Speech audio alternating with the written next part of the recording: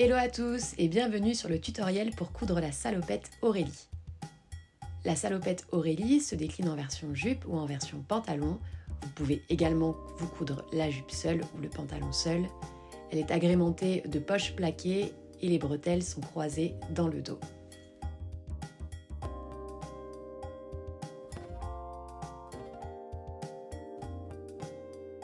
Nous allons commencer par découper notre tissu. Je vous montre la découpe pour une version jupe. Vous avez à découper 4 fois vos devants dans le tissu. Vous devez découper votre ceinture devant et votre ceinture dos 2 fois dans le tissu. Votre poche 2 ou 4 fois selon la technique que vous allez utiliser. Tout vous est expliqué dans le livret. Et votre jupe devant et votre jupe dos à découper une fois au pli. Si vous faites la version pantalon, la jambe devant et la jambe dos sont à découper 2 fois dans le tissu. Nous embrayons ensuite avec la couture d'une version pantalon. Nous allons commencer par coudre les pinces devant. Vous prenez vos 4 morceaux devant et vous venez tracer vos pinces sur l'envers.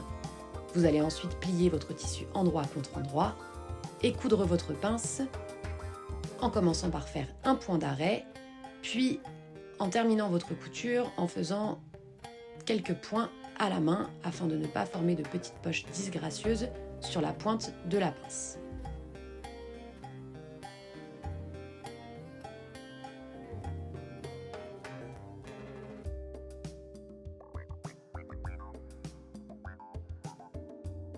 J'ai utilisé ici un tissu qui vient de chez Liz Taylor. C'est une gabardine souple, légèrement extensible et assez épaisse, idéale pour ce projet. Comme cette gabardine est un peu épaisse, j'ai décidé de découper la pince et d'ouvrir la marge de couture afin de ne pas créer de surépaisseur au niveau de la poitrine. J'ouvre la marge de couture au fer et je repasse bien proprement.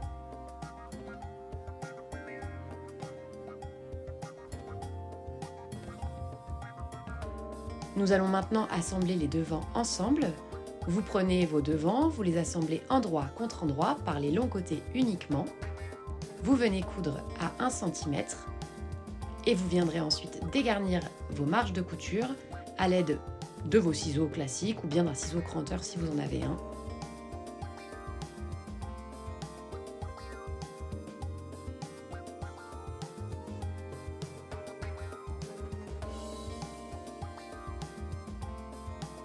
Puis vous venez retourner vos bretelles et vous allez bien repasser. Laissez de côté et prenez maintenant vos poches. Ici j'ai choisi de découper uniquement mes poches 2 fois dans le tissu. J'ai donc surjeté toute ma poche, puis j'ai fait un repli de 1 cm sur les côtés et de 3 cm sur le dessus de la poche. Et je suis venue cranter les arrondis afin que mon tissu se plaque bien lorsque je le repasse. Vous pouvez également choisir de doubler vos poches. Cette technique vous est expliquée dans le livret et elle est à mon sens peut-être un petit peu plus propre que celle que j'ai utilisée. Prenez maintenant vos devants, que ce soit le pantalon ou la jupe, et venez placer vos poches aux emplacements prévus sur le patron ou à l'endroit qui vous sied le mieux. Vous épinglez et vous allez venir coudre à 1 mm sur tout le bord, sauf au niveau de l'ouverture de la poche, bien évidemment. Vous pouvez choisir de faire plusieurs sur piqûre si vous le souhaitez, c'est à votre convenance. Prenez, dans le cadre d'une version pantalon, vos jambes dos et réalisez vos pinces comme nous avons réalisé nos pinces pour le devant. Vous marquez vos pinces sur l'envers, puis vous venez les coudre à la machine. Toujours dans le cas d'une version pantalon, nous allons assembler les fourches devant ensemble et les fourches dos ensemble. Vous allez venir coudre à 1 cm et ouvrir les marges de couture au fer à repasser. Vos fourches sont bien évidemment à assembler endroit contre endroit.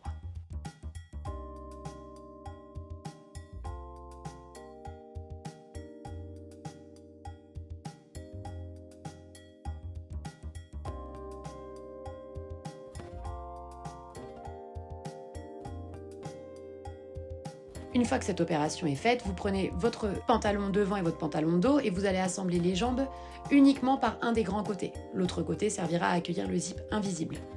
Dans le cadre d'une version jupe, c'est exactement la même chose. Vous positionnez votre jupe devant et votre jupe dos endroit contre endroit et vous venez coudre uniquement par un des longs côtés. Vous allez coudre à 1 cm et ouvrir les marges de couture au fer à repasser.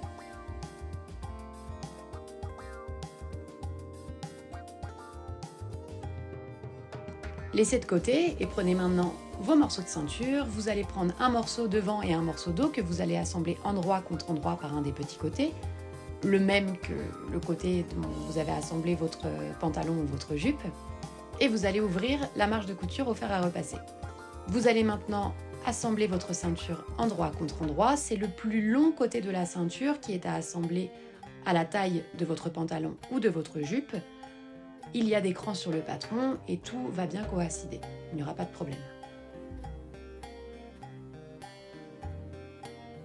Vous viendrez ensuite coudre à 1 cm et coucher la marge de couture vers la ceinture.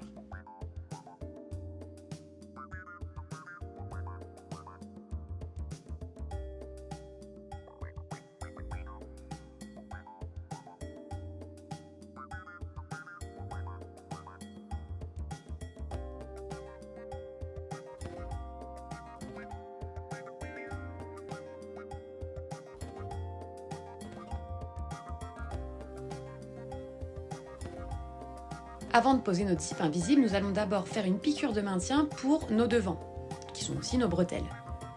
Il y a des crans sur le patron de la ceinture, donc vous venez positionner vos devants endroit contre endroit au niveau des crans spécifiés. Et vous faites de même pour les bretelles dans le dos. Faites bien attention à ne pas faire vriller vos bretelles au moment de la pose.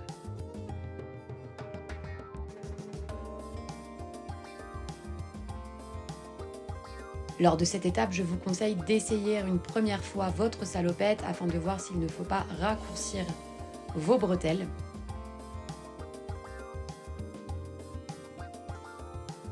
Si tout est bon pour vous, vous pouvez faire une piqûre de maintien à environ 5 mm du bord.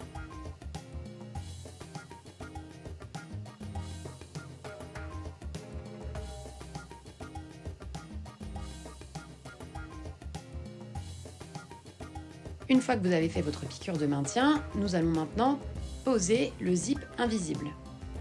Alors je suis désolée, je n'avais plus de zip terracotta dans mon stock, donc j'ai pris un zip noir. Vous allez positionner endroit contre endroit votre zip.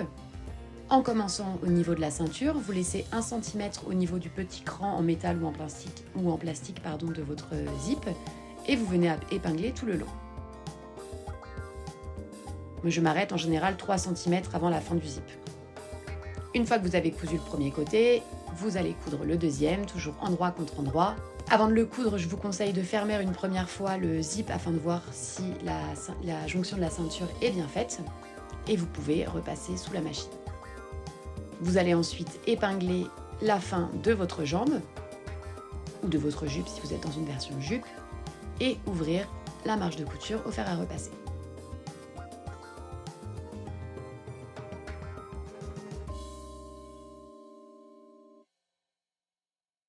Comme vous le voyez sur la vidéo, j'ai un bout de mon zip qui est libre à la fin.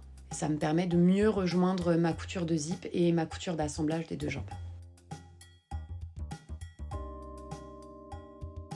Nous allons maintenant finir de poser la ceinture. Vous reprenez votre autre morceau de ceinture devant et dos que vous aurez au préalable assemblé par un petit côté et vous venez l'épingler endroit contre endroit sur votre salopette. Avec cette opération, vous prenez ainsi en sandwich vos devants / bretelles qui ont été au préalable cousus avec une piqûre de maintien. Vous cousez à 1 cm zip ouvert, puis vous venez coudre les petits côtés de la ceinture en laissant 1 cm de libre à la fin. Ça nous permettra de recouvrir la marge de couture à l'intérieur de la salopette. Vous venez maintenant rabattre votre ceinture sur l'envers, qui vient cacher la marge de couture du premier assemblage de la ceinture, et vous allez venir faire une surpiqûre à 2 mm du bord ou bien coudre avec un point invisible à la main. C'est comme vous le souhaitez.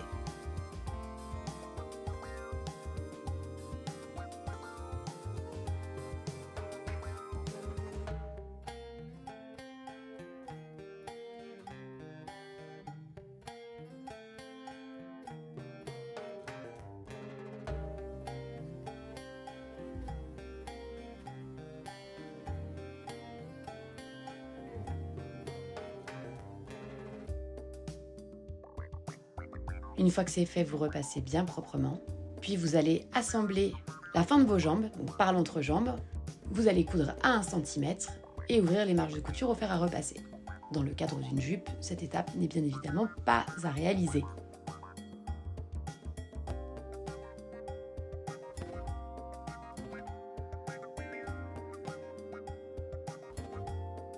Il ne vous reste plus qu'à réaliser l'ourlet de votre salopette. Vous faites 2 replis de 2 cm et vous venez coudre à 1,8 cm.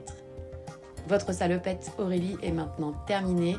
C'est un modèle qui possède un petit peu d'aisance et c'est complètement normal car il est fait pour être porté avec quelque chose en dessous, que ce soit une chemise, un t-shirt ou un pull. C'est vraiment un modèle qui est rapide à coudre et qui fait tout de suite son petit effet. Moi j'ai déjà une version jupe et une version pantalon. J'espère que ce tutoriel vous aura plu. N'hésitez pas à me poser des questions en commentaire ou à venir me parler sur Instagram si vous avez besoin. Et je vous dis à bientôt pour un prochain tutoriel.